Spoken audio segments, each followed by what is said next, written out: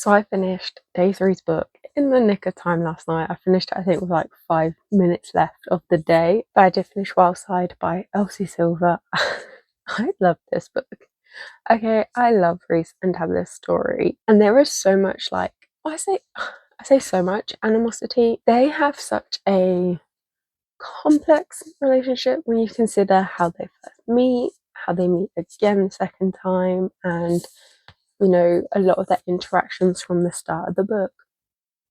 It makes their relationship very complex, and then it kind of gets a little bit worse as the book goes on, when situations arise and when they kind of find solutions to the situations. But everything eventually, at around the 50% mark, starts falling into place for them, and they start opening up to each other a little bit more. They start, I won't say developing feelings, because I feel like they both have them pretty much from the start. They just finally start to allow them to seep through and allow them to kind of take root, and they don't fight them as much anymore. I think that's the best way to put it. And the fact that they are so willing to put aside their dislike for each other, for Milo, it just shows the kind of people that they are. And you know, watching Rhys finally find his safe space, his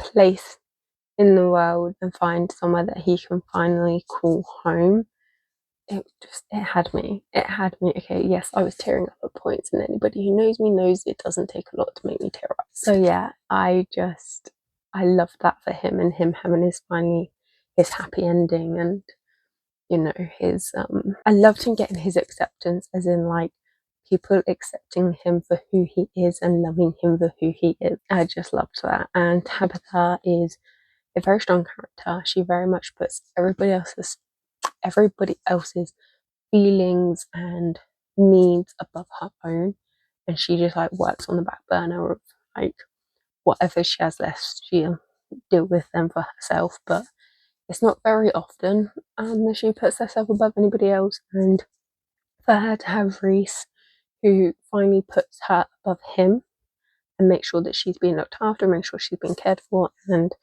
getting the help that she needs. It was nice to finally watch her be able to step back and take moments for herself and love herself, if that makes sense. But yeah, I've just absolutely loved. I literally managed to squeeze it in yesterday into the day. It was 443 pages, so this so far has been our longest book of this challenge. But yes, that is day 3 down. Make sure you guys hit the like buttons, comment and share. Make sure you guys go and subscribe to my YouTube channel, and yes, let's keep going, and I will see you guys in day 4.